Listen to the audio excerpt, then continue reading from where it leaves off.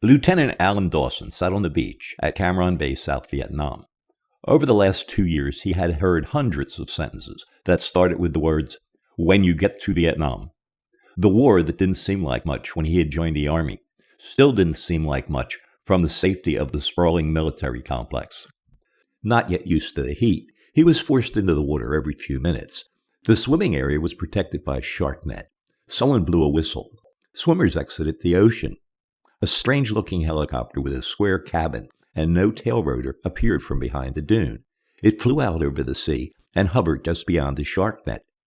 A shooter leaned out of the cabin and fired 2 rifle rounds into the ocean, presumably at a shark, then departed. They were the first shots Dawson heard fired in Vietnam.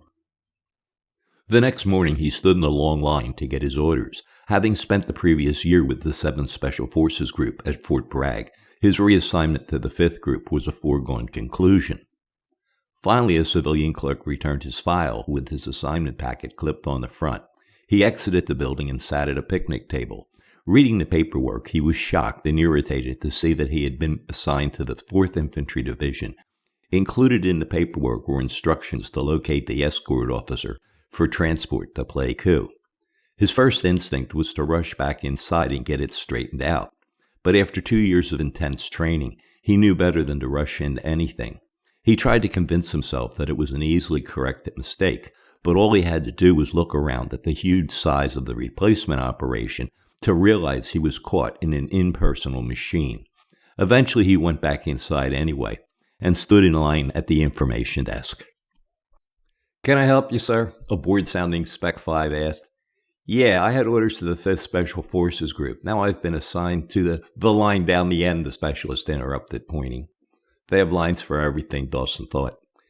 He walked down and joined a long line of unhappy junior officers.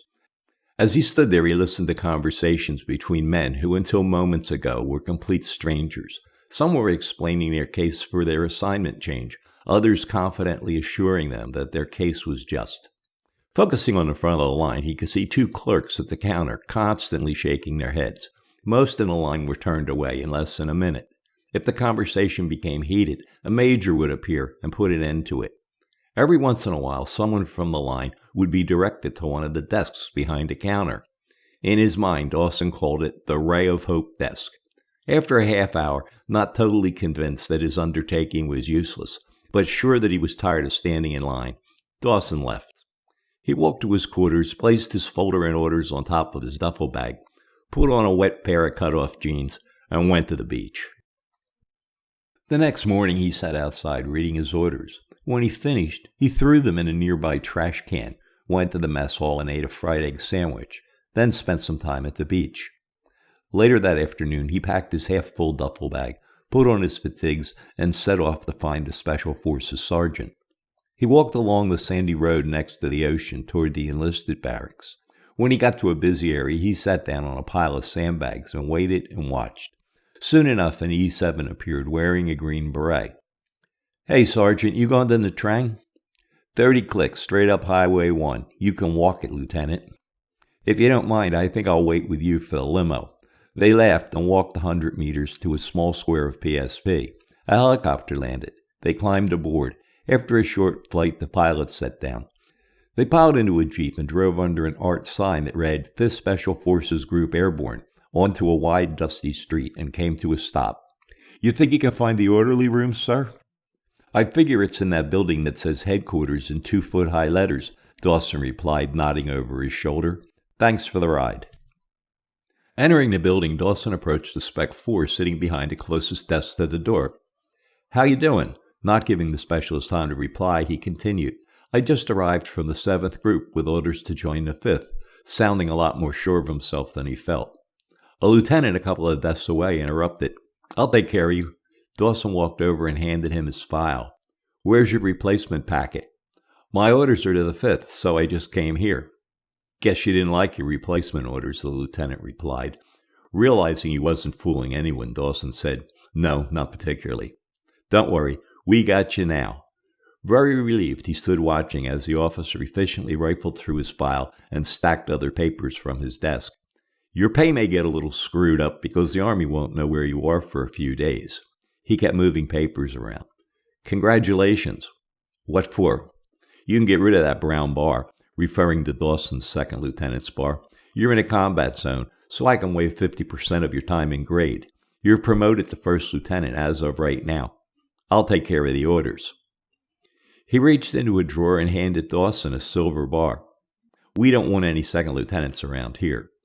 Dawson pinned it to the red flash on his beret.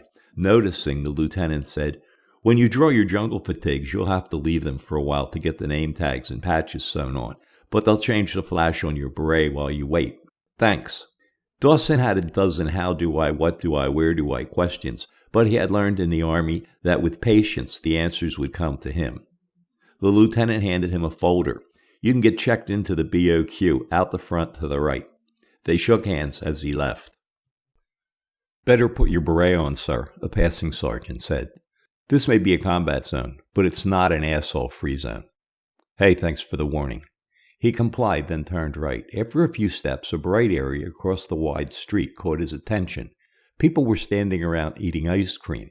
Who would have thought there would be an ice cream parlor in the middle of Special Forces headquarters? He almost laughed out loud.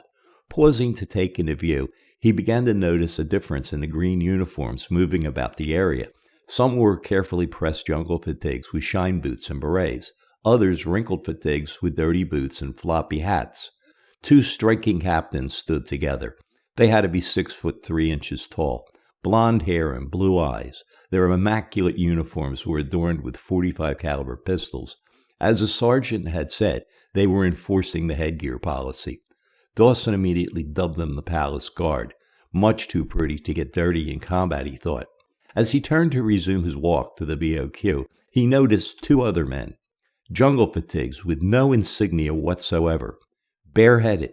One carried a thick grip pistol in his shoulder holster, a Browning 9mm.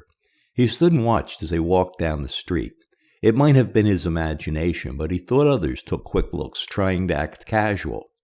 They walked directly in front of the Palace Guard without incident. Maybe they weren't noticed. But more likely, the rules did not apply to these men. He entered the BOQ. Two lieutenants were seated at opposite ends of a cheap couch. An E5 was helping a third at a small counter.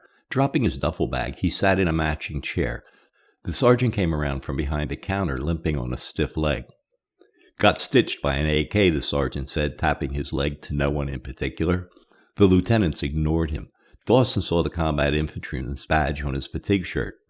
They gave you the shit job while you rehab? That's about it, sir. Where were you when you got hit? A245, Dak Siang, just north of Dak To. Routine patrol. Just got unlucky, sir. Well, none of us here have ever been in combat, he gestured pointedly around the room. Hopefully we'll be luckier than you were. The other three lieutenants disregarded Dawson's comment and carried their bags up the stairs to the second floor. Need a room, sir? Yeah, I got here about an hour ago. Oh, you'll be here for a while. You have to go through orientation training. What's that? Didn't you read the papers they gave you? No, not yet. They want you to get used to the climate and take your malaria pill. Monday is pill day, Tuesday is shit day. You'll get some classes on how to treat the locals and go on a couple of one-day field exercises. Want a beer, sir? Sure, that would be great. The sergeant went through the door behind the counter and returned with 2 beers. Handing one to Dawson, hiding the other behind the counter, he said, You know you pissed those other lieutenants off. Yeah, well, I didn't like the way they treated you like some bellhop. The next morning, Dawson lay in bed reading the paperwork. After a while, he got up and got dressed. Downstairs, he was disappointed that the stiff-legged sergeant had been replaced by a PFC. He walked to the quartermaster and drew 2 sets of jungle fatigues. From there, he went to the Vietnamese tailor, just down from the ice cream parlor. They knew what to do, and as promised, removed the red flash on his beret and replaced it with the 5th group's. Returning to the BOQ, he saw the sergeant from the night before outside with another man, both dressed in civilian clothes. Hey, Lieutenant. Johnson, Dawson replied, remembering his name from his fatigue shirt. This is Sergeant Cook. They shook hands and talked. Want to go see the Trang? Johnson asked. Sure, I don't have anything else to do. Do you have any civilian clothes? Yeah, when are you leaving? Right now. 5 minutes later, Dawson returned in jeans and a collared polo shirt. They walked to the main gate. Johnson's limp was less noticeable now. Cook signaled a Lambretta taxi, and they climbed onto the benches in the rear. In a few minutes, they were in the city streets, clamoring with pedestrians, bicycles, and scooters, just like all the Asian cities you could watch back home on TV. Dawson was uneasy. He had been in Vietnam for 6 days, and other than the sounds of aircraft, he hadn't seen any evidence of a war. But he had heard 2 years of stories about Viet Cong tossing hand grenades at American soldiers in civilian areas. Cook and Johnson certainly weren't worried about it. The Lambretta labored up a steep, winding, crowded street and stopped. As they got out, they were confronted by a huge white statue. "Jesus," Dawson said. "No, Buddha," Johnson laughed. Rising above them, the statue of Buddha, seated in the lotus position, had to be more than 40 foot high, looking down over the city. It was breathtaking. They climbed the steps to the base of the statue and wandered around, just like tourists on vacation. "Let's go to the blowbath," Cook said, starting down the wide stone stairway. "What's a blowbath?" "You're going to love it, sir." Johnson and Cook were laughing. They got in another Lambretta. Cook gave instructions, and they were off, down the hill to a less crowded part of town, to a massage parlor. They each paid and were given towels in a plastic bag. In a small curtained changing booth, Dawson stripped, hung his clothes on hooks, wrapped one towel around his waist, and put his wallet in a plastic bag. Stepping out, hanging the towel around his neck, an older Vietnamese woman led him to the steam room. It was way too hot inside. The thick steam blinded him. Johnson entered and disappeared into the steam. Dawson drew a quick breath of fresh air through the open door. He stood there trying to breathe the bleach-tainted air until the woman finally returned and led him to the relief of a shower. From there he was taken to a massage table, surrounded by bedspreads hanging over ropes for privacy. He lay down on his stomach and put the towel over his butt. A young Vietnamese woman entered wearing black pajamas and began to massage him. She was probing deep into his muscles. He was surprised how strong she was. He was also surprised how pretty she was. She put her hands together like praying and pounded up and down on his back, her hands making a clacking sound. Occasionally she would call out, saying something to another girl on the other side of the bedspreads.